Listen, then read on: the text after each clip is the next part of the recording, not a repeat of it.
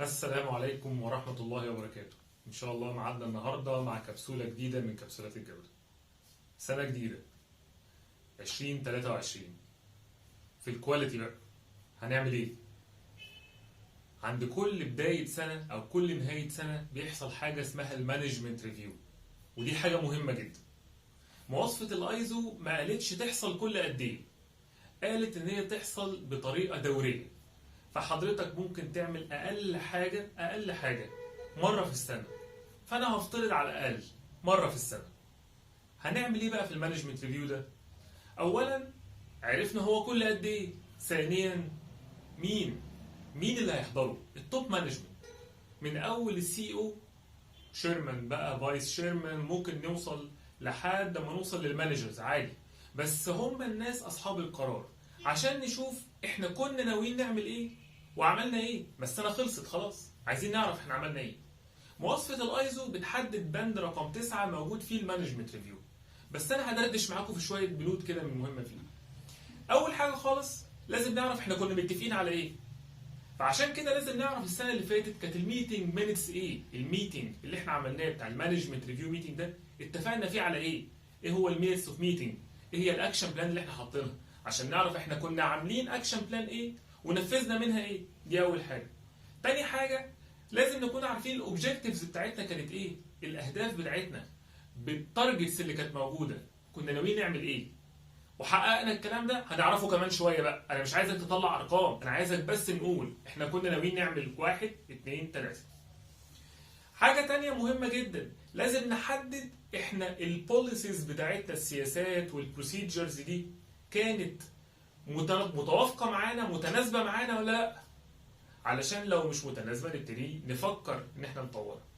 طيب، المواصفه بتاعت الايزو قالت لك في البنود بتاعتها في شويه انبوتس يعني مدخلات، واوتبوتس مخرجات، يعني في شويه حاجات لازم تكون موجوده في الميتنج ده وشويه حاجات لازم تخرج منها بالميتنج ده. طب ايه هي اهم الحاجات اللي موجوده كانبوتس جواها؟ زي ما قلنا البريفيوس ميتنج مينتس، الاكشن بلان بتاعت السنه اللي فاتت، لازم نعرف هنعمل فيها ايه. دي رقم واحد. رقم اتنين الاوبجكتيفز، بس المره دي بقى مش تارجتس، ارقام. عملنا ايه؟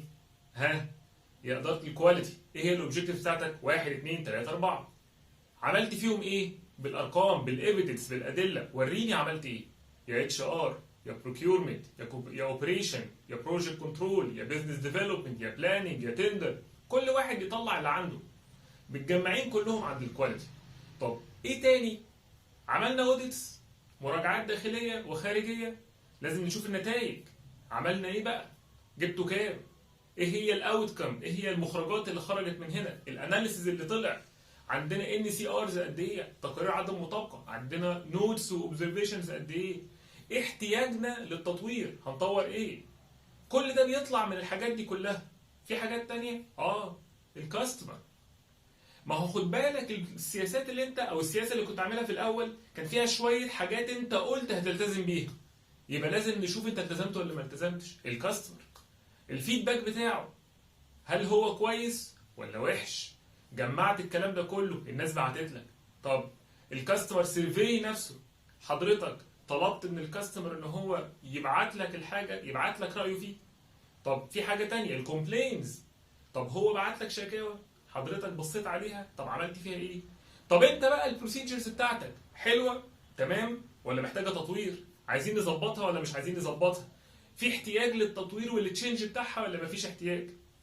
طب السب كونتراكتورز والسبلايرز اللي انت اشتغلت معاهم، ايه تقييمك ليهم؟ ما الناس دي ليها عليه حق، لازم هي كمان تعرف هي حلوه ولا وحشه، عشان حضرتك بعد كده زي ما قلت تبتدي تصنفهم.